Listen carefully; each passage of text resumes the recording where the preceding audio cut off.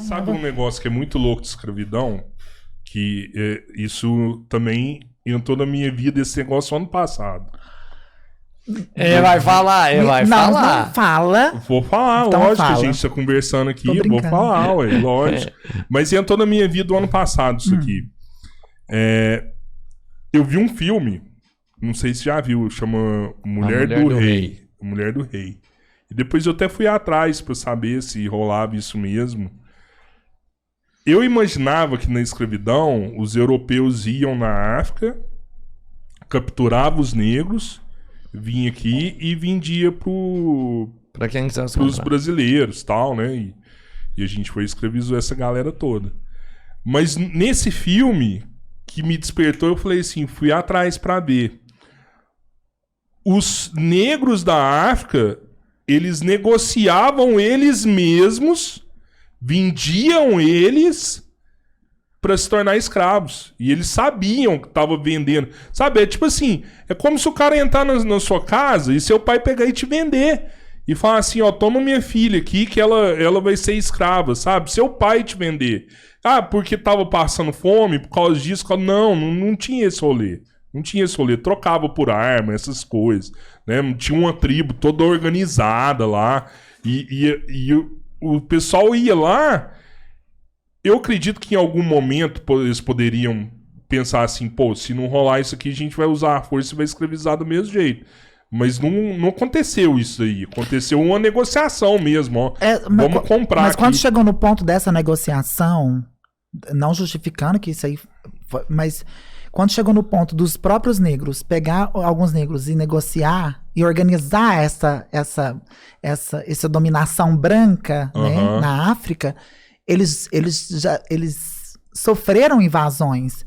Então, quando eles falam assim, o pessoal vai vir, eles pegam a gente pra escravizar, eles estão dominando, eles têm mais força, papapá. Então, peraí, vamos organizar a situação e a gente manda quem a gente quiser. As tribos mais fortes que invadiam as tribos menores. Mas era negro invadindo tribo de negro. Mas até aí a gente tem um comportamento primata Total. um comportamento primata da humanidade, num geral, porque isso não aconteceu só lá, isso aconteceu em vários lugares. Sim. As pessoas não eram civilizadas.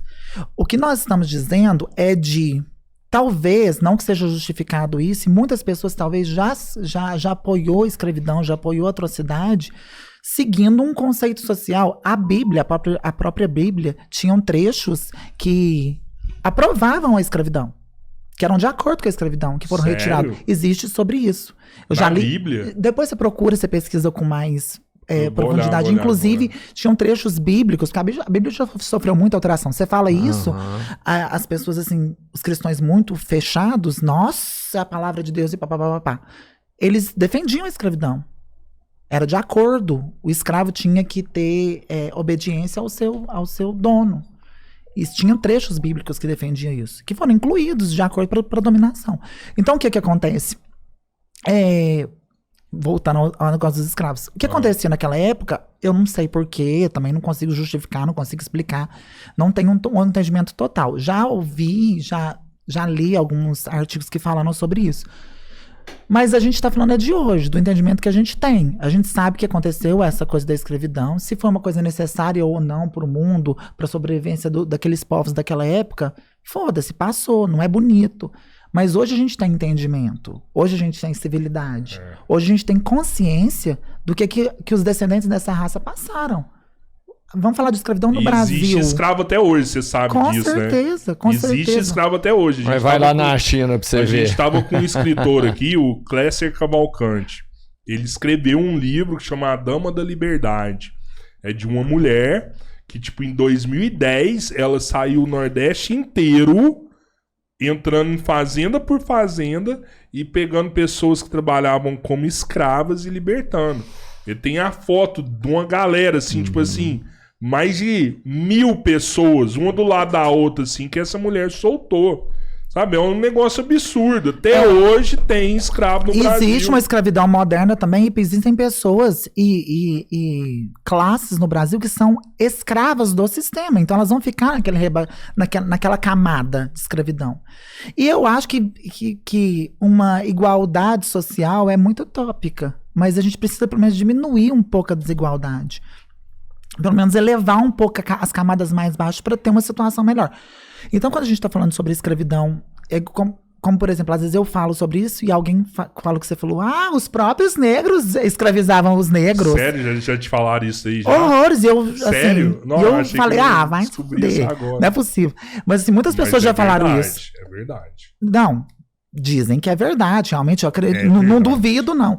Mas eu tô te falando assim, esse argumento nada a ver, Tchorró, porque análise a gente tá falando de Brasil. A gente tá falando de hoje, de uma situação de... A gente tem um conhecimento maior de 500 anos que os escravos vieram pra cá, e aí acabou a escravidão. E foda-se. Sim, eu não falei isso pra justificar Não, mas nada. eu tô te explicando. E aí esse pessoal fez o quê? Foi pra quilombo, foi pra favela. Eles não eram contratados, porque na hora de contratar e pagar, trouxeram imigrantes europeus pra poder fazer o serviço. Exatamente. Então, assim, esse pessoal aprendeu a viver, aprendeu a se virar. E foi construindo ali uma cultura. Foi construindo a cultura até alcançar lugares que na política, nas lideranças, na sociedade. A gente vê tantas histórias, filmes que mostram isso. Então, hoje, alcançando lugares, depois de ter esses peixes separados lá atrás, tipo, não, você tá livre, mas eu não sou obrigada a te contratar, foda-se, se vira. Aí cada um foi organizando, fazendo o seu pescado. Agora, não, gente, pra que isso? Não precisa disso sim. E a sociedade precisa ter esse entendimento. Porque muitas pessoas pensam assim, mas não pode ser assim, a gente vai ficar dando coisa de graça para as pessoas, vai poder facilitar, a pessoa tem que se esforçar, tem que correr atrás, papapá. Quanto mais igualdade tiver, quanto mais pessoas produzindo, quanto mais pessoas prosperando, é melhor para todo mundo, gente. Exatamente. Você tem a Futurística lá, por exemplo, que é a loja de brinquedos. Quanto mais gente com grana, mais gente vai lá na Futurística para poder comprar brinquedo. Eu sou cabeleireira. Quanto mais pessoas com grana para gastar com cabelo, que é uma coisa supérflua, né? Pode passar 100. Para mim é melhor. Então, para todo mundo é melhor isso. Mas sabe o que é isso aí? Prioridades.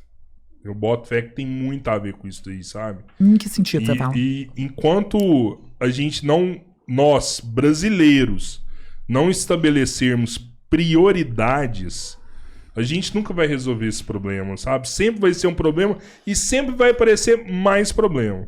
Você falou pra mim que, tipo, a gente vive sob uma desigualdade social, realmente. Esse pra mim é um dos maiores problemas do Brasil hoje. Só que a gente nunca vai ser um país desenvolvido enquanto tiver gente morando em favela aqui, entendeu? O Brasil nunca vai ser desenvolvido enquanto tiver favela no país. E todo ano a gente vive os mesmos problemas e a gente não conversa desses problemas. A gente fica, vamos falar daquilo ali, mas agir aonde tem que agir, aonde tem que resolver para depois, a hora que todo mundo tiver uma casa para morar, a hora que todo mundo tiver condição de ir para uma escola, a gente conversar de outras pautas. Eu acho que assim a gente chegaria num lugar. Mas do jeito que tá, não. Vou te dar um exemplo aqui.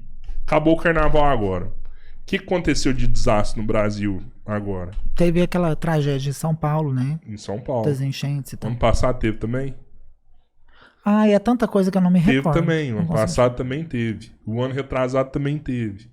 Todo ano tem. Todo ano você vai olhar carnaval. Se procurar o ano passado, vai ver que foi na Bahia. Se procurar no outro ano, vai ver que foi em Santa Catarina. Se procurar no outro ano, vai ver que foi no Rio de Janeiro.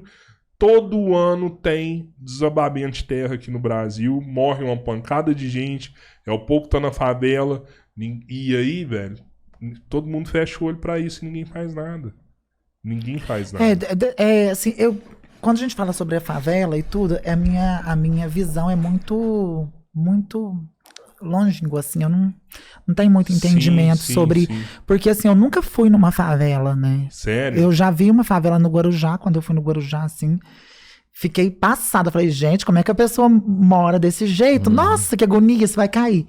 Mas, assim, eu não tenho esse entendimento. Talvez foi a minha visão, minha primeira visão. Eu tenho 2 clientes que moram no Complexo do Alemão, no Rio de Janeiro, que elas estavam viajando por aqui e precisou elas fazem alongamento de cabelo e alguém indicou, algum cliente me indicou, elas procuram. Então, sempre que elas estão por aqui, elas me procuram para poder fazer a manutenção do Mega Hair, que dura de 3 a 4 meses, né?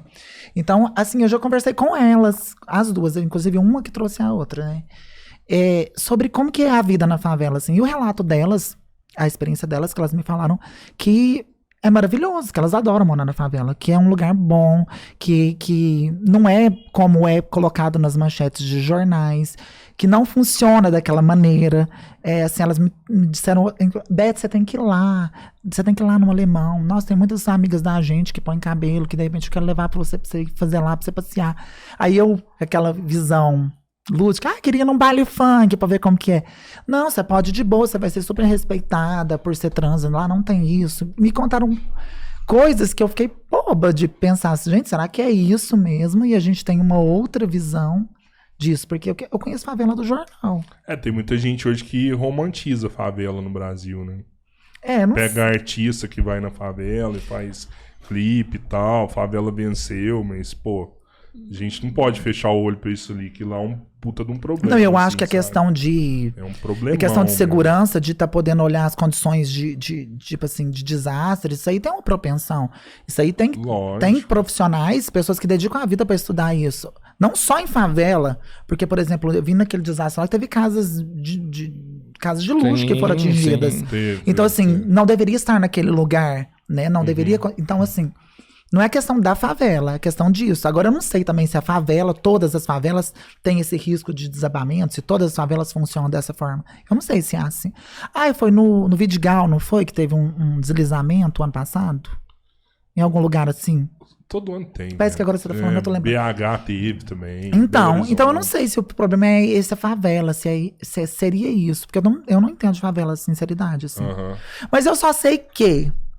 Resumidamente falando, eu acho que a gente precisa ter a humildade de entender quando a gente está numa situação de privilégio. Entendeu? Por exemplo, assim, eu poderia muito bem falar: eu sou pobre, eu sou bicha, travesti, eu sou sofrida e papapá, mas eu ainda reconheço que eu tô muito bem, que existem pessoas muito piores, numa situação muito difícil do que a minha, que sofrem muito mais discriminação do que eu. Eu acho que isso que nós da sociedade deveríamos fazer. Eu tô com tanto problema, eu tô isso assim, espera aí, só um minutinho, por mais que eu tô, mas olha aqui, eu tenho que comer, eu tenho onde morar, eu tenho um emprego. Tá? Não é conformar com a situação, mas é enxergar que a necessidade do outro é maior do que a sua. Então a necessidade que é maior tem que ser atendida primeiro. Eu penso assim, né?